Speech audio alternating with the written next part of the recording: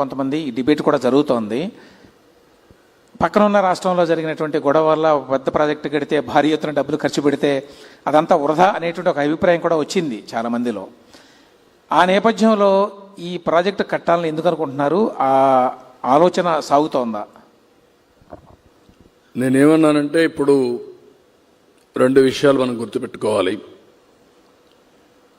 ఎగ్జాక్ట్గా 30 సంవత్సరాల కంటే ముందు రాయలసీమ నేను చూశాను. 10 సంవత్సరాల్లో 8 సంవత్సరాల కరువు వచ్చేది. వేరుశెనగ విత్తనాలు వస్తే విత్తన ఖర్చు కూడా వచ్చేది కాదు. వాళ్లకు నేనే ఇన్పుట్ సబ్సిడీ ప్రారంభించాను. ఒకసారి అనంతపూర్లో కరువు వస్తే పశువులన్నీ ఒక చెరువు దగ్గర తీసుకుపోయి ఆంధ్ర నుంచి రేక్స్లో ట్రైన్స్లో ఫాడర్ తీసుకుపోయి నీళ్లు కూడా తీసుకుపోయి ట్యాంకర్లో అటు కాపాడుకున్నాం. రాయిదుర్గ్ ఆ నియోజకవర్గం ఎడారిగా మారిపోతుందంటే డీఫారెస్టేషన్కి డెజర్టైజేషన్కి మన ప్రయత్నాలు చేశాం. ఇప్పుడు కూడా దేశంలో 2వ అతి తక్కువ వర్షపాతం ఉండే జిల్లా అనంతపురం. ఈరోజు ఒక్కసారి ఆ కియా మోటార్ దారిలో ఒకసారి పోరండి. ఇప్పుడు అనంతపూర్ జిఎస్టిపిలో కోస్టల్ ఆంధ్ర కంటే మించిపోయే పరిస్థితికి వచ్చింది. దానికి కారణం horticulture. Water is a game changer. ఇప్పుడు నీళ్లున్నాయి. దానికి కారణం పైన వర్షాలు పడ్డాయి. ఆ నీళ్లు సద్వినియోగం చేశాం. ముందు చూపుతో ఆలోచించి అన్ని రిజర్వాయర్లకు నీళ్లు మళ్ళిచ్చాం. కాబట్టి ఈ సంవత్సరం మీరు చూస్తే 90% రిజర్వాయర్లన్నీ కళకళలాడే పరిస్థితికి వచ్చింది. అది కూడా మీరు లాస్ట్ ఇయర్ 18% సర్ప్లస్ రెయిన్ఫాల్ పడింది. ఈ సంవత్సరం 9% డెఫిసిట్ పడింది. 9% రాష్ట్రంలో డెఫిసిట్ రెయిన్ఫాల్ అయినా పైనుంచే వచ్చే వాటర్ వల్ల 90% రిజర్వాయర్స్ ఫుల్ అయినాయి. కరువు అనే మాట లేదు, తాగేదాని నీటి సమస్య లేదు. ఇవన్నీ చేయగలిగాం. ఇది చేసినప్పుడు ఎప్పటికైనా నాకు ఒక ఆలోచన ఇప్పుడు కాదు, నేను వాజ్పేయి గారి పీరియడ్ నుంచి ఆలోచిస్తున్నాం. ఆ రోజు కూడా గంగా కావేరి నదుల అనుసంధానం చేయాలనేది ఆనాటి ఆలోచన. ఆ రోజు వాజ్పేయి గారు, అబ్దుల్ కలాం గారు ఒక మీటింగ్ కూడా పెట్టాం. సురేష్ ప్రభుని ఒక టాస్క్ ఫోర్స్ వేసి చైర్మన్ చేశారు. అది వర్కౌట్ చేశారు. ఈరోజు నేషనల్ హైవేస్ ఉన్నాయి. నేషనల్ హైవే ఒక కాన్సెప్ట్ అంతే. డబ్బులు లేవంటే డబ్బులు ఉండవు. ఆ రోజు నేను మలేషియా చూశాను. మలేషియా 2 కోట్ల జనాభా. ఈస్ట్ వెస్ట్ రోడ్డు చూస్తే కారిడార్లో 8 లేన్ రోడ్డు. ఆ రోడ్డు చూసిన తర్వాత 2 కోట్లకు అలాంటి రోడ్డు ఉంది.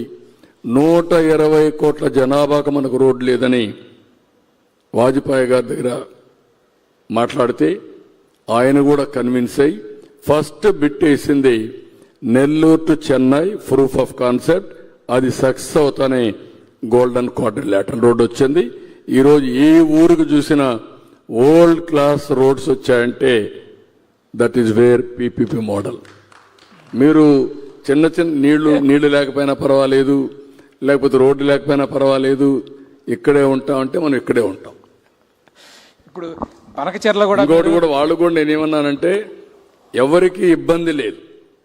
సర్ప్లస్ వాటర్, సముద్రం లేకపోయే నీళ్లు ఎవరు వాడుకున్న నష్టం లేదు. తెలుగు వాళ్ళందరూ వాడుకోవాల్సిన అవసరం ఉంది. వాళ్ళు అక్కడ గోదావరి పైన నీళ్ళన్నీ వాడుకోవచ్చు. కృష్ణాలో ఉండే నీళ్లు ఎట్లా వాటాలు కొంతవరకు ఇచ్చుకున్నాం. అదే సమయంలో ఇలాంటి ఓసారి వరదలు వచ్చినప్పుడు వాళ్ళు కూడా రిజర్వాయర్స్ ఉంటే వాళ్ళు కూడా ఫిలప్ చేసుకోవడం కరెక్ట్ అయిన ఆలోచన. డబ్బులు ఎక్కడి నుంచి వస్తాయి సార్? అంటే సంపద సృష్టించాలంటే పెట్టుబడి పెట్టాలి. ఈరోజు మొత్తం వీళ్ళు ఉన్నారు, పెద్ద పెద్ద ఇండస్ట్రీస్ పెడుతున్నారు. సొంత డబ్బులు పెడుతున్నారా? పెట్టుబడులు తీసుకుంటున్నారు, బ్యాంకుల్లో తీస్తున్నారు, పెట్టుబడి పెడుతున్నారు, ఆదాయాన్ని సంపాదిస్తున్నారు, తిరిగి పే చేస్తున్నారు, ఆస్తులు సృష్టిస్తున్నారు. రేపు కూడా అంతే. ఒక project is a game changer. నీళ్లుంటే సుస్థిరమైన పాలన. ఈరోజు మీరు గుర్తుపెట్టుకోండి, రాయలసీమలో కానీ నీళ్లు ఇవ్వగలిగితే, ప్రతి ఎకరాకు నీళ్లు ఇవ్వగలిగితే దేశంలోకెల్లా నెంబర్ 1 ప్రాంతం ఏదంటే దానికి చిరునామాగా రాయలసీమ ఉంటుంది. ఇది నా యొక్క విజన్ అనుకోండి. లేదంటే ఇట్ ఇస్ ఎగ్జాక్ట్గా it is going to happen. Sir మరొకటి, మీరు చాలా చిన్న చిన్న విషయాలు ఆలోచిస్తే మీరు అక్కడే ఉంటారు. ఓకే, వదిలిపెట్టాలి మీ మైండ్లో. ఇప్పుడు మిట్టలు వచ్చాడు, మిట్టలు వచ్చి నేను 1,00,000 కోట్లు స్టీల్ ప్లాంట్ పెడతా అన్నాడు. అక్కడితో నేను వదిలిపెట్టలేదు. ఆయన 1,00,000 కోట్లు పెట్టి స్టీల్ ప్లాంట్ పెడతానంటే అతను కొన్ని కోరికలు చెప్పాడు నాకు. నేను అక్కడి నుంచి ఐరన్ ఓర్ తేవాలి. ఐరన్ ఓర్ తేవాలంటే ఎన్ఎండిసి మాకు పర్మిషన్ ఇవ్వాలి. అది కానీ లారీల్లో తేవాలంటే నాకు చాలా సమయం పడుతుంది. మీరు ప్రధానమంత్రి గారికి చెప్పి ఒప్పించి పైపులో స్లర్రీ తీసుకొస్తే అక్కడ స్లర్రీ వదిలిపెడితే వీళ్ళ ఫ్యాక్టరీ దగ్గరికి వస్తుంది. ఈ పర్మిషన్ ఇప్పించమంటే నేను పోయి ప్రధానమంత్రితో మాట్లాడని ఆయన కూడా చెప్పారు. పిఎం కానీ కుమారస్వామి మినిస్టర్ కానీ యాక్సెప్ట్ చేశారు. ఇప్పుడు వాళ్ళు 1,00,000 కోట్లు పెట్టడానికి కారణం స్లర్రీ ద్వారా ఐరన్ ఓర్ తీసుకొస్తున్నారు, ఆ పైపుల ద్వారా. ఇట్లా వేరియస్ ఇన్నోవేటివ్ ఐడియాస్తో పోతే తప్ప మనం తక్కువ కాదు, మన ఆలోచన విధానంలో తక్కువ ఉంది, లోపం ఉంది నా లెక్క ప్రకారం. ఓకే సార్, మరొక వివాదాస్పద అంశం ఈ మధ్యకాలంలో ఏంటంటే ఈ మెడికల్ కాలేజీలని ప్రైవేటైజ్ చేసేస్తున్నారు, ప్రైవేట్ వాళ్ళకి ఇచ్చేస్తున్నారు అని మీరు గతం నుంచి ఏమంటున్నారంటే ఈ కాలేజీలని మెయింటైన్ చేయడం ఇది గవర్నమెంట్లో సాధ్యం కాదు, ఇవి ఎఫిషియెంట్గా నడవాలి, యాక్చువల్గా జనానికి ఆరోగ్య సేవలు అందాలి అంటే ఇది పబ్లిక్ ప్రైవేట్ పార్ట్నర్షిప్ ఉండాలి అని. చాలామందికి వచ్చేటువంటి అనుమానం ఏంటంటే మీరు వీటిని పీపీపీ కింద కనుక ఇస్తే అవి ప్రైవేట్ ఆసుపత్రులకి భిన్నంగా ఎట్లా ఉంటాయి, అక్కడికి వెళ్ళి కూడా ఫీజులు కట్టి మెడికల్ సర్వీసెస్ తీసుకోవాల్సిందే కదా, ఏ రకంగా లాభం? అంటే మీరు కాలేజీలు కావాలి, ఇప్పుడు నేను చాలాసార్లు చెప్పాను, నాకు ఫస్ట్ టైం నేను కాలేజీలన్నీ పీపీపీ మోడల్లో ఇచ్చాం, కొన్ని ప్రైవేట్ కాలేజీలు ఇచ్చాం. ప్రైవేటు కాలేజీలు ఇస్తే ఆ రోజు నన్ను అందరూ అపోజ్ చేశారు. నేను బోల్డ్ డెసిషన్ తీసుకున్నా.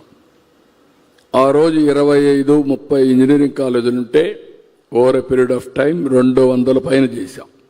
రంగారెడ్డి జిల్లాలో 8 హై స్కూల్స్ లేవు, 10 హై స్కూల్స్ లేవు. ఇప్పుడు ఎన్ని కాలేజీలు ఉన్నాయి? ఊరికి ఒక ఇంజనీరింగ్ కాలేజ్ వచ్చింది. దీంతో ఏమైంది, ఒకప్పుడు తెలంగాణలో స్కూల్స్ లేవని నేను ఒక జివో తీసుకొచ్చా. Every 1 kilometer elementary school, 3 kilometer upper primary school, every 5 kilometer high school, every mandal junior college, every revenue division engineering college, every district medical college. ఇవన్నీ 2 ఆలోచనలు. ఇక్కడ నేను చేయాలంటే గవర్నమెంటే చేయాలంటే 20 ఏళ్ళు పడుతుంది. దీంతో గవర్నమెంట్లో చేయగలట్టు చేశాం, గవర్నమెంట్లో చేయలేనటువంటి ప్రైవేట్ తీసుకొచ్చాం.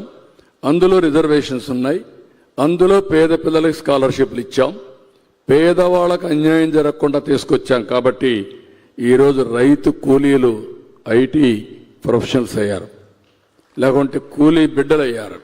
That is the vision. అందుకే నాలెడ్జ్ ఎకానమీలో నెంబర్ 1 అయ్యామంటే ఆ రోజు తీసుకున్న బోల్డ్ నిర్ణయం. నేనేదో ఒక 4-10 ఎకరాలు ఇచ్చేసాను, కాలేజీ అయిపోయింది అంటే కరెక్ట్ కాదు. అది ఎన్ని కాలేజీలు కట్టారు చెప్పనండి 5 ఏళ్లలో. కాలేజీలు కట్టకుండా కాలేజీలు కట్టామని చూపించడం ఇది కరెక్ట్ నిర్ణయం కాదు. ఇది కూడా పీపీపీ మోడల్. ఈరోజు ఆ కాలేజీ ఏ స్థాయిలో ఉందో ఆ స్థాయి నుంచి ఫార్వర్డ్ తీసుకుపోవడానికి వాళ్ళు పెట్టుబడులు పెడితే అది కూడా ఓపీ ఫ్రీ, గవర్నమెంట్ ఆధ్వర్యంలో రన్ అవుతాయి. అంటే వాళ్ళ కోఆపరేషన్ గవర్నమెంట్. అదే మాదిరిగా మాకు ఎన్టీఆర్ వైద్య సేవ ఉంది. వైద్య సేవ పేషెంట్కు 70% రిజర్వేషన్స్ ఇవ్వాలి. మోర్ డీటెయిల్స్ కావాలంటే మా మంత్రి గారు ఇక్కడే ఉన్నారు. అన్ని తరోగా ఆలోచించి 2-3 సంవత్సరాల్లో 17 మెడికల్ కాలేజీల ఆపరేషన్లు ఇచ్చేయాలనే ఉద్దేశంతో ఈ నిర్ణయం తీసుకున్నాం. మీరే అన్నారు, నేను ఒక పక్క సూపర్ 6 ఇవ్వాలి, ఇంకొక పక్క అభివృద్ధి చేయాలి. అందులో వినూత్నమైన ఆలోచనే ఈ ఆలోచన. ఆ విషయం గుర్తుపెట్టుకోవాల్సిందిగా ప్రజలందరికీ విజ్ఞప్తి చేస్తున్నా. సరే, అదే సమయంలో మీరు ఏ ఒక్కరికి కూడా అన్యాయం జరగదు. ఈవెన్ ఓపెన్ కాంపిటీషన్ లో వచ్చే సీట్లు కూడా ముందు కంటే ఇంకా ఎక్కువ ఉంటాయి. ముందు 42% ఉంటుండే 50% ఇప్పుడు ఈ అందరికి సీట్లు అందుబాటులోకి వచ్చే పరిస్థితికి వస్తుంది. నెంబర్ ఆఫ్ సీట్స్ పెరుగుతాయి. ప్రభుత్వ కోటా కింద ఉంటుందండి. ప్రభుత్వ కోటా కింద 50% సీట్లు మొత్తం జనరల్ కోటా కింద వస్తాయి. ఆ డీటెయిల్స్ అని చెప్తాను ఇంకొకసారి. ఓకే. మేము చాలా డీటెయిల్స్ అని నేను ఇస్తాను. నేను ఏ నిర్ణయం తీసుకున్నా తరోగా 1కి 100 సార్లు ఆలోచించి ప్రజల కోసం తీసుకున్న నిర్ణయాలు తప్ప రాజకీయంగా కాదు. కొంతమంది రాజకీయంగా మాట్లాడితే నేను వాళ్ళకే వదిలిపెడుతున్నా. కొంతమంది బెదిరిస్తే ఇక్కడ ఎవరు భయపడే వాళ్ళు కూడా లేరని మరొకసారి విజ్ఞప్తి చేస్తున్నా.